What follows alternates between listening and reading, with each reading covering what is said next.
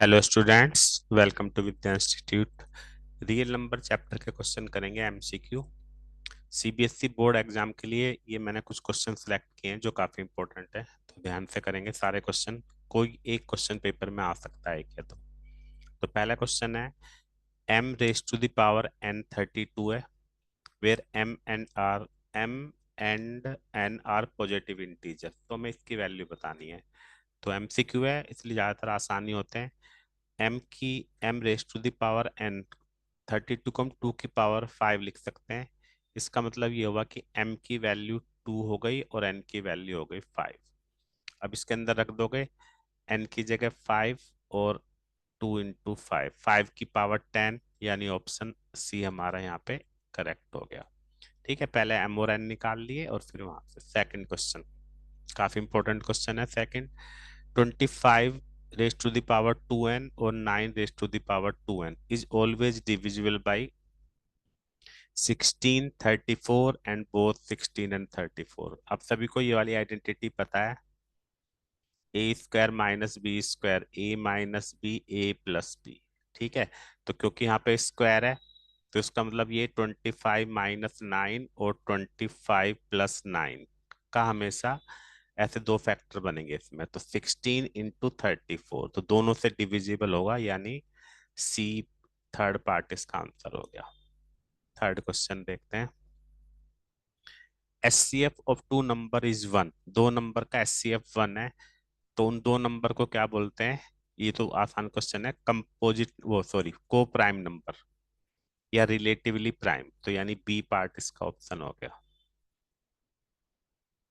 Fourth question, any one of the number a+2 a+4 is a multiple of 2, 3, 5 and 7। एक और काफी अच्छा question है, ये भी हम ध्यान से पढ़ेंगे। ये तीन नंबर हैं, a1 a+2 a+4। तो अब मैं एग्जाम्पल सबको समझाता हूँ। अगर हम ए की जगह 1 लेते हैं तो नंबर क्या आएगी? 1, 3 एंड 5। और अगर 2 से स्टार्ट करते हैं तो 2, 4, 6। ठीक है, और अगर हम यहाँ पे 3 से स्टार्ट करते हैं तो 3, 5 और 7। और अगर 4 से स्टार्ट करते हैं तो 4, 6 और 8। अब आप देख रहे हो ये सारी नंबर्स में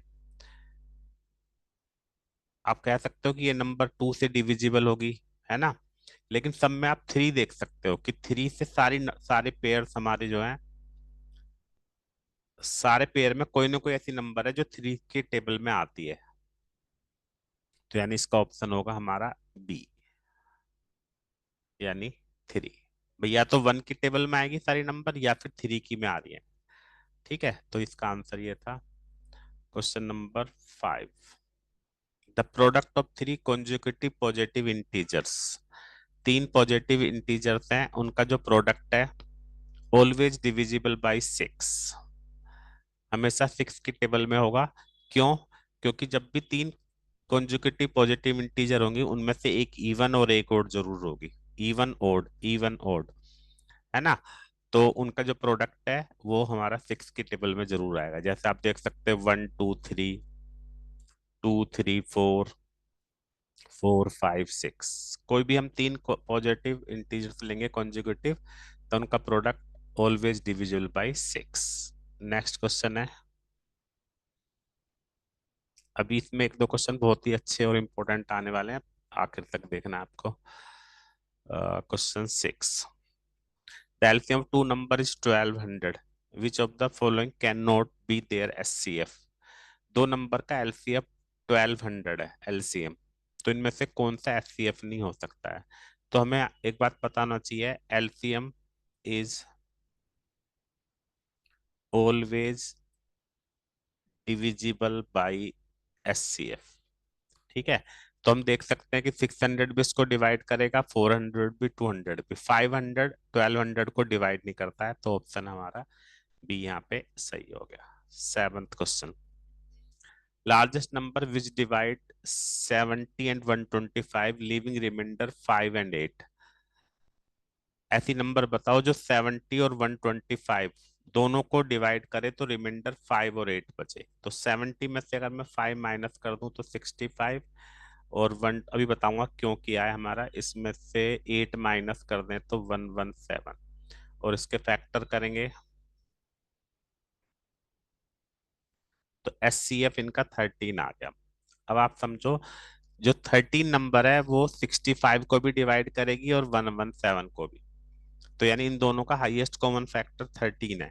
लेकिन अगर हम 70 को 13 से डिवाइड करेंगे तो हमारा रिमाइंडर 5 बचेगा, और 125 को डिवाइड करेंगे तो रिमाइंडर 8 बचेगा। तो यानी ऑप्शन हमारा कौन सा हो गया? 13, ए पार्ट हमारा आंसर हो गया। 8th क्वेश्चन, ये काफी इंपॉर्टेंट क्वेश्चन है। एज यानी ओड नंबर। अब ए कोई ओड नंबर है, तो ओड नंबर का मतलब नोट डिविजिबल बाई 2। अभी मैं क्वेश्चन आपको दोबारा से समझाने वाला हूँ। और बी ऐसी नंबर है जो नोट डिविजिबल बाई 3, है ना। मतलब ए में 2 नहीं आता है और बी में 3 नहीं आता है, ठीक है, ऐसा गिवन है। और इन दोनों का एलसीएम जो है पी है, मतलब एलसीएम ए बी कितना है? पी। तो उसने पूछा है एलसीएम 3A एंड 2B कितना होगा। अब आप एक बात देखो अच्छे से, जो ए है हमारा उसमें 2 नहीं आता है ना। लेकिन हमें इसको 3 से इंटू करना पड़ेगा, और बी में 3 नहीं आता है, इसको 2 से इंटू करना पड़ेगा। इसमें 3 नहीं आता है तो इसको हमें कितने से इंटू करना पड़ेगा? 2B से, क्योंकि 2 दोनों में कॉमन तो है नहीं। उस वाली में 2 नहीं आता लेकिन इसमें 2 आ रहा है क्योंकि 2B लिखा हुआ है। उसमें इसमें 3 नहीं आ रहा है लेकिन 3A लिखा हुआ है, तो यानी एलसीएम होगा 3 × 2। 3 और 2 दोनों का प्रोडक्ट करके जो हमारा आएगा एलसीएम ऑफ ए बी से मल्टीप्लाई कर देंगे तो 6P हमारा आंसर आएगा। यानी सी पार्ट हमारा ऑप्शन होगा। एक बार मैं रिपीट कर देता हूँ। एलसीएम में वो नंबर लेते हैं जो दोनों में आए चाहे ना आए, मतलब किसी एक में भी आए। तो यहाँ पे कह रहा है कि बी जो है वो 3 की टेबल में नहीं आता, लेकिन बी में हमारा 2 है। तो इसका मतलब हमें 2 से इंटू करना पड़ेगा दोनों नंबर को। और LCM of A, sorry, LCM of 3 and 2B में इसमें 3 से इंटू करना पड़ेगा, तो ये हमारा 6B हो गया। 9th क्वेश्चन पे आते हैं। 9th आसान है क्वेश्चन। तीनों नंबर का एलसीएम जो है 2 raise to the power 3, 3 raise to the power 2 और 5 रेज टू द पावर 1। और हमें पता है एलसीएम में जो हाईएस्ट पावर होती है, तो 3 की पावर n, एलसीएम में कितना आ रहा है? 3 की पावर 2। तो n की वैल्यू कितनी होगी? 2। बी ऑप्शन हो गया, है ना, क्योंकि एलसीएम में 3 की पावर 2 आ रहा है हाईएस्ट, और यहाँ पे 3 की पावर n है तो n की वैल्यू 2 आ गई। तो 10th क्वेश्चन भी बहुत इंपॉर्टेंट है। 3 is the least prime factor of A और 7 is the least prime factor of B. मतलब ए जो है उसका लीस्ट प्राइम फैक्टर 3 है और बी का लीस्ट प्राइम फैक्टर 7 है। मतलब आप यूं समझ सकते हो कि इसमें 2 किसी में भी नहीं है। भाई एकमात्र नंबर प्राइम नंबर जो होती है इवन वो 2 होती है, तो 2 किसी में भी नहीं है। तो इसका मतलब जो ए है वो हमारी ओड नंबर होगी, है ना, और जो बी है वो भी ओड नंबर होगी। ये पक्की बात है क्योंकि लीस्ट प्राइम फैक्टर 3 है, यानी 3 के बाद वाली कोई भी प्राइम फैक्टर होगी वो हमारे होंगे। तो जब इन दोनों को प्लस करेंगे तो हमेशा इवन आएगा। ओड नंबर को, दो ओड नंबर को प्लस करते हैं तो इवन आएगा। तो इवन आने का मतलब है लीस्ट प्राइम फैक्टर कितना होगा? 2। यानी ऑप्शन हमारा ए सही हो गया। अब हम आते हैं क्वेश्चन नंबर 11।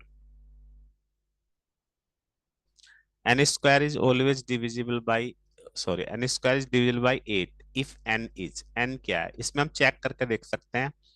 अगर हम एन लेते हैं 1, तो 1 - 1 0 हो गया।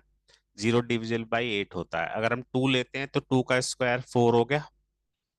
4 - 1, ठीक है। यानी इंटीजर हम यहाँ पे ऑप्शन सेलेक्ट नहीं कर सकते क्योंकि 2 लेने पे नहीं आ रहा है। ना नेचुरल नंबर सेलेक्ट कर सकते हैं क्योंकि अगर हम 2 लेते हैं तो भी नहीं आ रहा है। ओड इंटीजर लेते हैं ओड इंटीजर में 1 लेंगे तो आएगा, 3 लेंगे तो 3 का square,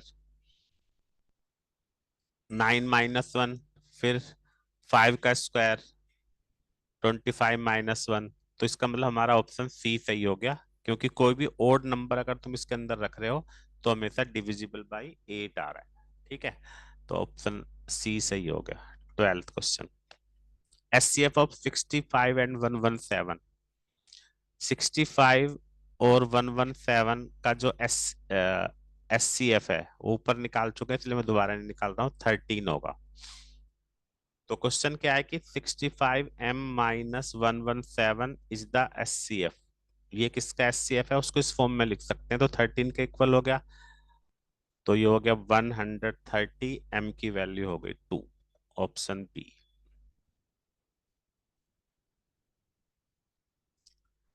13, p equal to a into 5 की power n for p2 and with digit 0।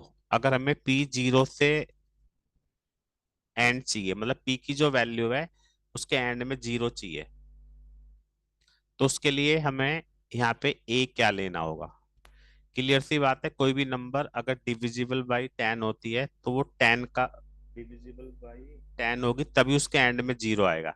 तो यानी 2 की वैल्यू, a की वैल्यू अगर 2 होगी तो 2 5 जा 10 हो जाएगा, तो हमारा वो एंड विद 0 होगा। तो यानी आंसर हो गया इवन नंबर, बी पार्ट। ठीक है, तो ये मैंने कुछ क्वेश्चन आपको रियल नंबर्स के कराए हैं, इनमें से कोई भी क्वेश्चन एग्जाम में आ सकता है, सारे इंपॉर्टेंट क्वेश्चन थे। उम्मीद है सभी को समझ में आ गए होंगे। ये हमारी एमसीक्यू का फर्स्ट पार्ट था। सेकंड पार्ट में मैं आपको पोलिनोमियल्स के क्वेश्चन कराऊंगा। Thank you very much.